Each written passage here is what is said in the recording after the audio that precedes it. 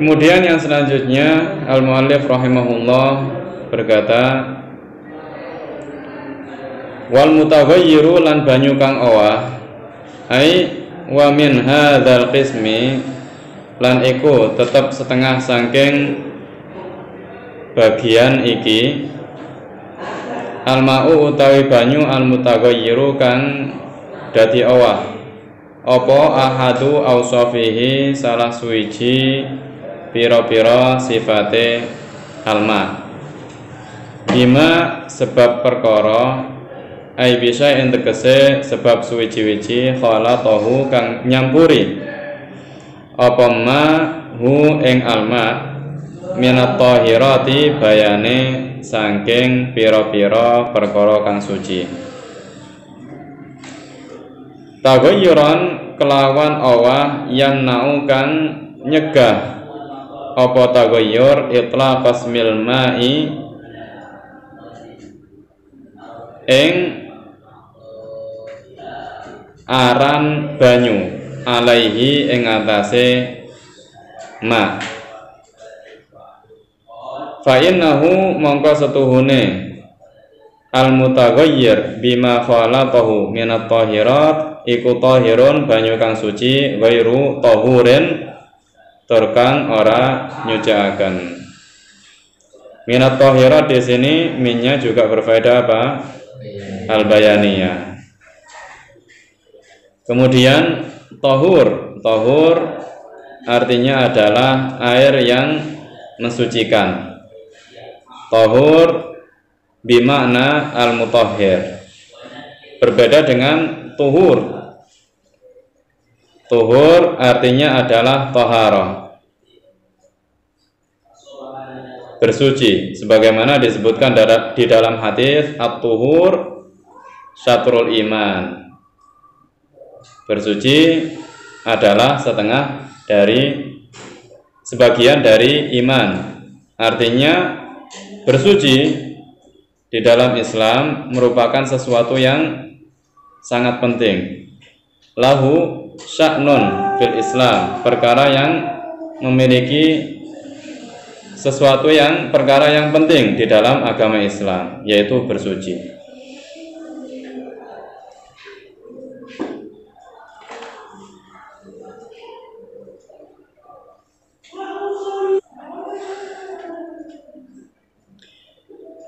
Hesi yang kana iku bangsa ketinggal. Hesiyan iku bangsa ketinggal apa? Hesiyan iku bangsa ketinggal kana ono apa ataghayyuru awah au taqdiriyan utawa bangsa kira-kira. Ka'aniftalata kaya dadi kecampur bilma kelawan banyu apa ma barang yuwafiquhu kan nyocoki apa ma ing alma fi sifatihi ing dalam pira-pira sifate alma kama ilwardi kaya banyu mawar al-munqati kan dadi pegot al-munqati ar-raihati kang dadi pegot ambune ma'ul ward wal ma'i lan banyu al-musta'mali kang wis dan engguh apa alma.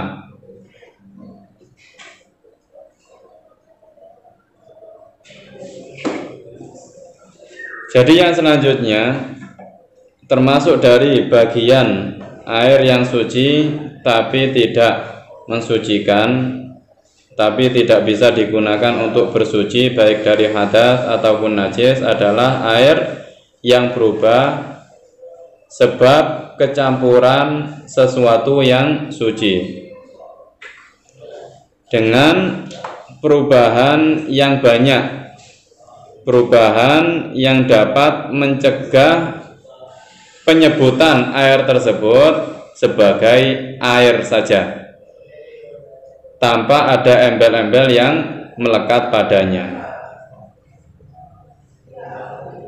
Maka air ini dihukumi suci tapi tidak mensucikan. Air yang berubah sebab kecampuran benda suci, agar dihukumi suci tapi tidak mensucikan, syaratnya adalah yang pertama, perubahannya banyak meskipun pada salah satu sifatnya, dengan sekira tidak lagi disebut air mutlak, dengan sekira tidak lagi bisa disebut air saja, tapi disebut air susu misalkan, atau air teh dan lain sebagainya. Jika perubahannya hanya sedikit, dengan sekira masih disebut air mutlak, maka tetap dihukumi suci dan mensucikan. Contohnya seperti misalkan ada air 1 liter, kemudian kejatuhan beberapa butir gula atau beberapa butir susu, dengan sekira menjadikan air tersebut memiliki rasa manis, tapi rasa manis yang ada pada air tersebut tidak banyak, dengan sekira air tersebut masih bisa disebut air saja. Jika seseorang tanya apa yang di gelas itu, kalian bisa menyebutnya air, bukan air gula atau air susu, kalian bisa menyebutnya air saja. Maka perubahan yang sedikit ini tidak mempengaruhi hukum mensucikannya air tersebut. Dari sini kita bisa menghukumi air kolam renang. Kenapa? Karena biasanya pemilik kolam renang, agar airnya tetap nampak jernih, mereka mencampuri apa? Mencampuri kaporit. Ya. Kaporit suci atau najis? Suci. Ya. Kaporit mencampuri air atau hanya berdampingan dengan air? Mencampuri, ya, karena tidak terlihat terpisah dengan mata. Maka jika perubahan air yang disebabkan oleh kaporit ini banyak, maka airnya dihukumi suci tapi tidak mensucikan. Misalkan kalian junub, ya, kemudian pergi ke kolam renang, niat kalian sekalian mandi junub, ya, kalian berenang sekalian mandi junub. Jika perubahannya banyak, maka tidak sah kalian gunakan untuk mandi junub, karena air tersebut dihukumi suci tapi tidak mensucikan. Tapi jika perubahannya hanya sedikit, maka air tersebut masih dihukumi suci dan tidak mensucikan. Kemudian yang kedua, benda yang mencampuri air tersebut suci. Jika benda yang mencampuri air tersebut itu najis, maka air tersebut dihukumi najis meskipun perubahannya hanya sedikit. Karena air yang berubah disebabkan najis, hukumnya najis meskipun perubahannya sedikit. Berbeda dengan air yang berubah disebabkan benda yang suci. Benda yang suci tersebut tidak bisa mempengaruhi hukum air tersebut selama perubahannya masih sedikit. Akan tetapi benda yang najis maka akan mempengaruhi hukum air tersebut meskipun perubahannya hanya sedikit. Kemudian yang selanjutnya adalah benda suci tersebut mencampuri air. Benda yang mencampuri air atau disebut al-mukhalid adalah sesuatu yang tidak tampak terpisah dari air dalam pandangan mata. Contohnya seperti gula, susu, kopi, teh, dan lain sebagainya. Jika benda suci tersebut tidak mencampuri air, tetapi hanya berdampingan dengan air, yakni al-mujawir, maka air tersebut tetap dihukumi suci dan mensucikan meskipun perubahannya nampak. Contohnya seperti kayu gaharu. Kayu gaharu jika kita masukkan ke dalam segelas air, maka air tersebut pasti akan berubah baunya. Berubah baunya menjadi wangi. Sebab apa? Sebab kayu gaharu. Namun apakah perubahan air atau perubahan bau air tersebut yang disebabkan oleh kayu gaharu bisa mempengaruhi hukum air tersebut? Tidak. Kenapa? Karena yang menjadikan air tersebut baunya berubah adalah sesuatu yang berdampingan dengan air, sesuatu yang tidak mencampuri air, sehingga hukum air tersebut tetap suci dan mensucikan. Kemudian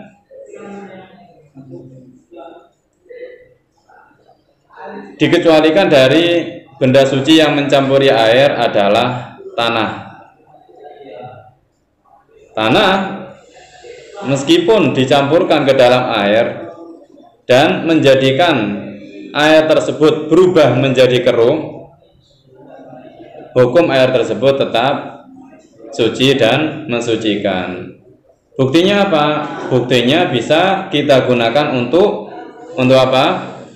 Untuk mensucikan najis mughalladhah.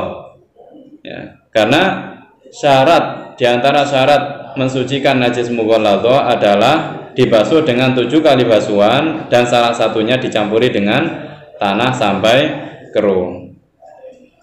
Kemudian yang selanjutnya adalah benda suci tersebut dapat dihindarkan dari air. Jika perubahan air disebabkan sesuatu yang sulit menjaga air darinya, maka hukumnya tetap suci dan mensucikan. Contoh sesuatu yang sulit dihindarkan dari air seperti apa? Seperti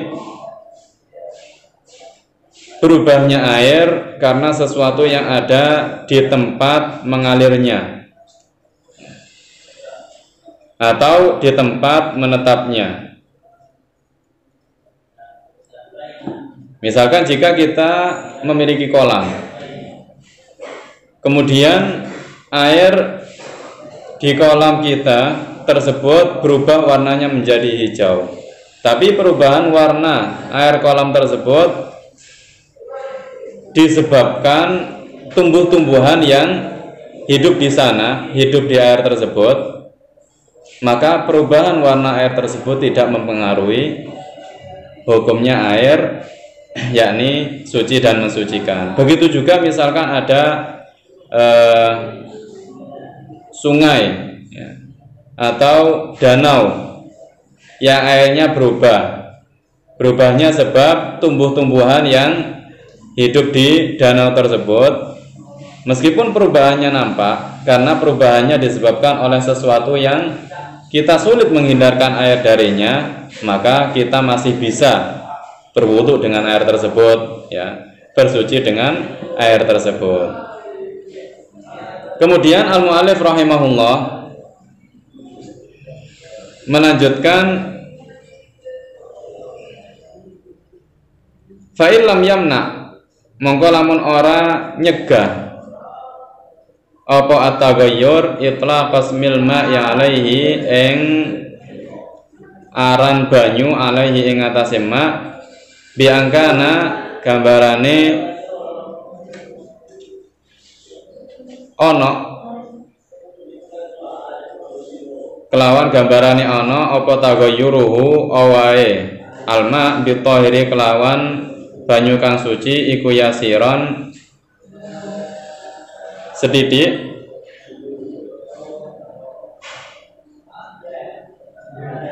tapi jika perubahan air itu tidak mencegah, tidak menghalangi dari penyebutan air tersebut sebagai air mutlak, maka air tersebut tetap dihukumi suci dan mensucikan.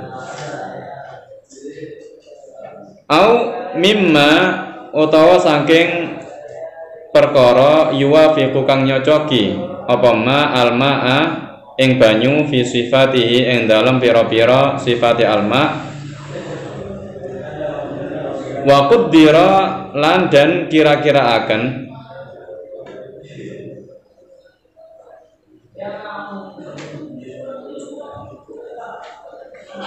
mukhalifan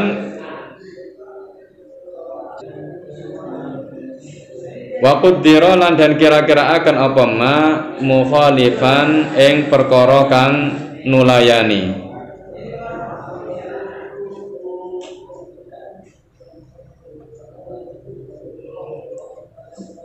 walam yughayyirhu lan ora ngewahaken apa mukhalif fala yaslubu mongko ora nyabut apa ma tahuriyatahu ing sifat nyucikakene alma fahuwa mongko utawi alma almutaghayyir taghayyuran yasiran iku mutahhirun banyu kang nyucikaken li ghairihi maring sakliyane alma.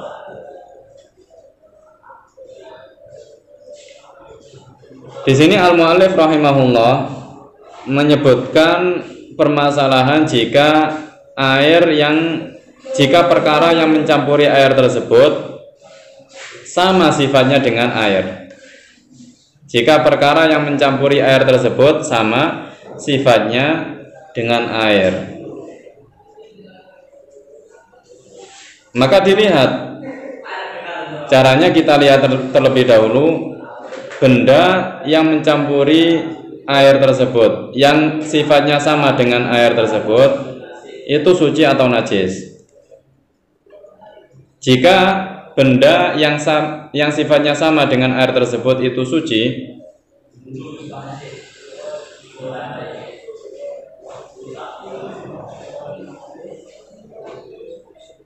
contohnya seperti air mawar ya, al-munqati ar-raihah yang sudah tidak bau ya, yang baunya sudah hilang,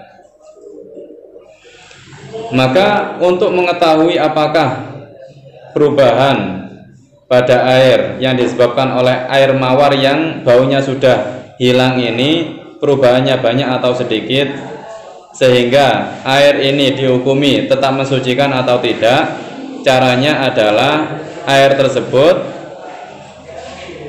kita campuri dengan sesuatu yang sifatnya sedang. Kita campuri dengan sesuatu yang sifatnya sedang. Misalkan air 1 liter kecampuran beberapa mililiter air mawar.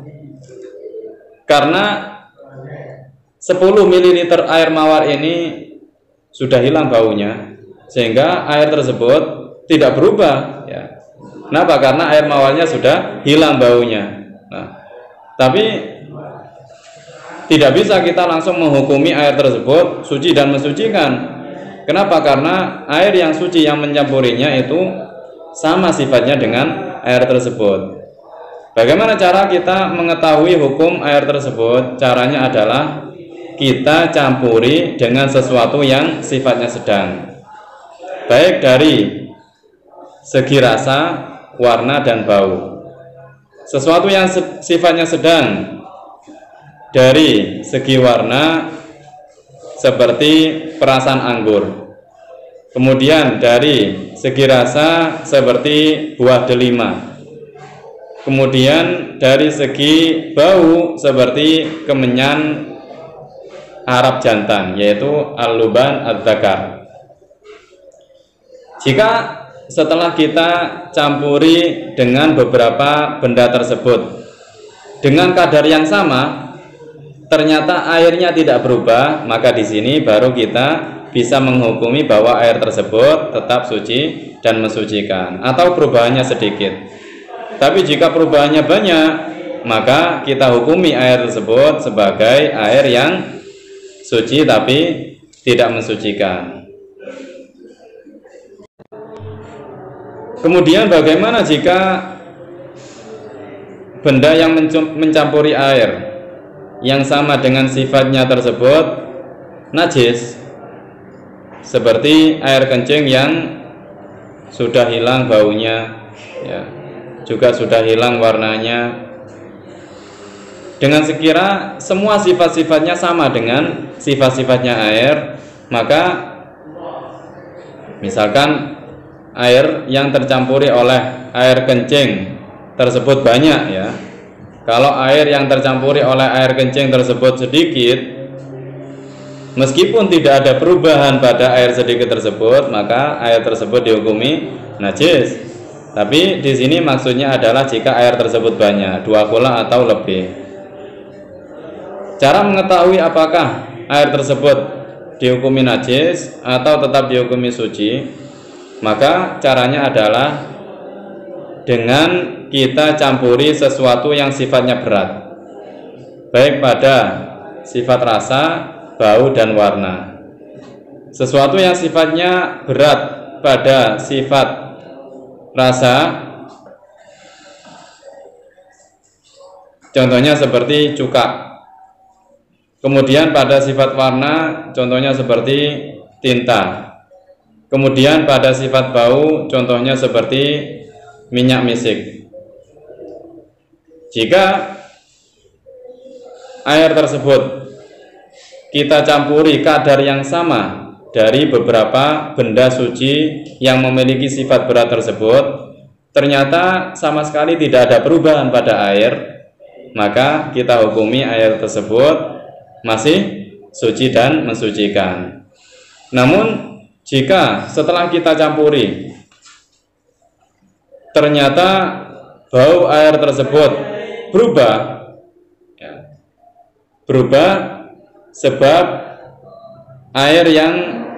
sebab benda yang suci yang mencampurinya, benda yang suci yang memiliki sifat berat yang mencampurinya, tadi contohnya apa? Nah, contohnya seperti misik, ya. Jika kita campuri misik dengan kadar yang sama dengan air kencing, ya, ternyata bau air 2 kula tersebut berubah, meskipun perubahannya sedikit, berubah menjadi bau misik, maka air tersebut kita hukumi najis. Namun jika tidak ada perubahan sama sekali, maka air tersebut kita hukumi tetap suci dan mensucikan. Kemudian al-mu'allif rahimahullah melanjutkan sampai mana tadi? Wahtaraza.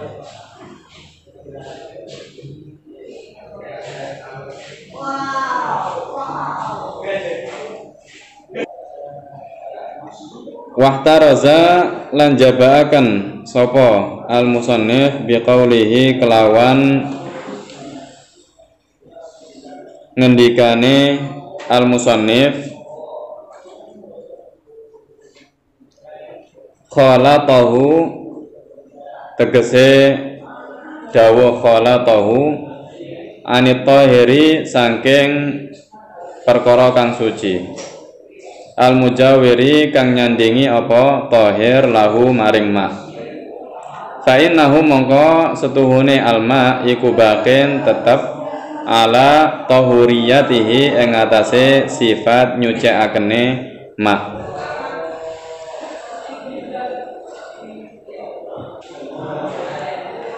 Walau kana senajan ana apa ataghayyuru awah iku kasiron akeh.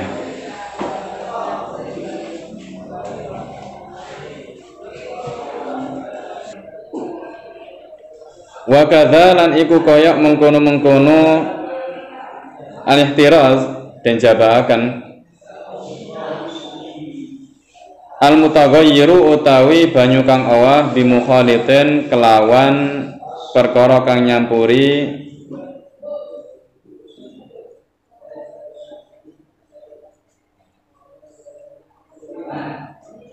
la yastaghni kang ora bisa sumingkir apa alma banyu anhu saking mukhalid katenen kaya endot watuh luben lan ganggang Wama lan barang fima qarihi kang tetep ing dalem panggonan tetepe alma wa mamarihi lan panggonan liwate alma wal mutaghayyiru lan banyu kang owah bitulil muksi kelawan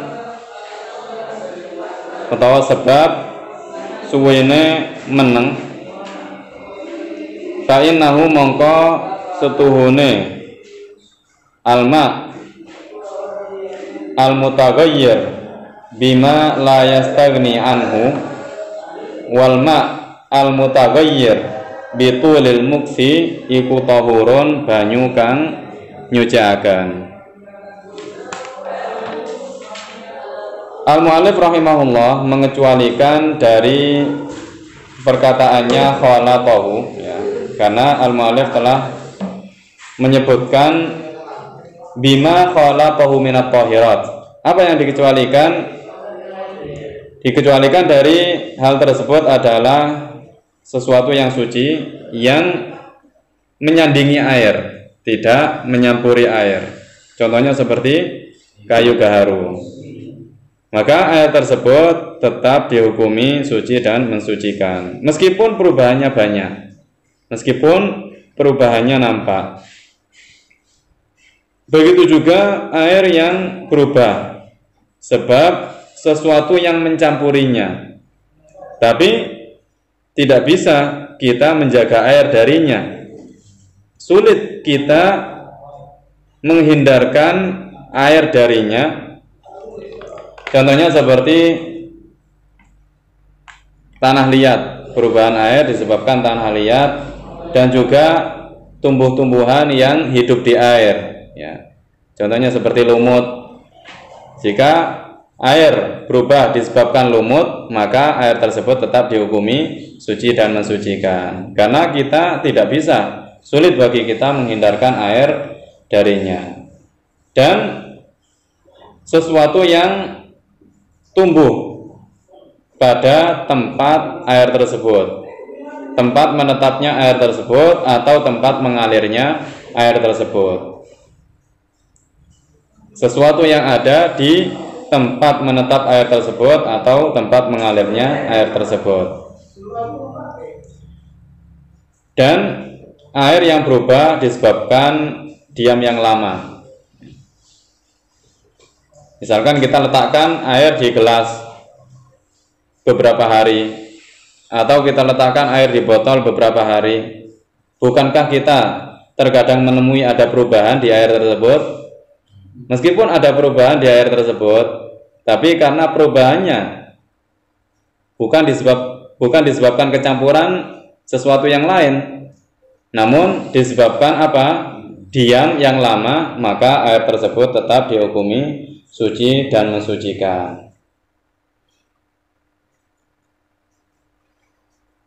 Dari sini kita dapat mengetahui seandainya ada air sumur bor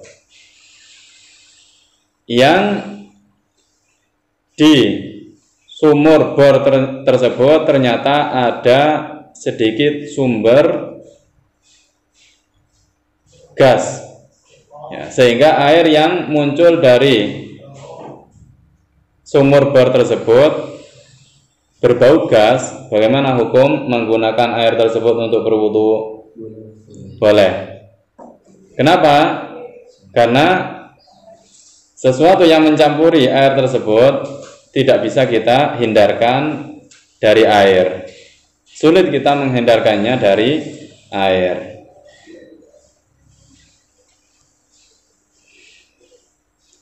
Baik. Fahimtum? Nuhallil wa nusalli ala nabi. La ilaha illallah. Allahumma salli ala sayyidina Muhammad wa ala alihi wa sahbihi wa sallim. Rabbi ufirli wa liwalidayya wa lil mu'minina wal mu'minat.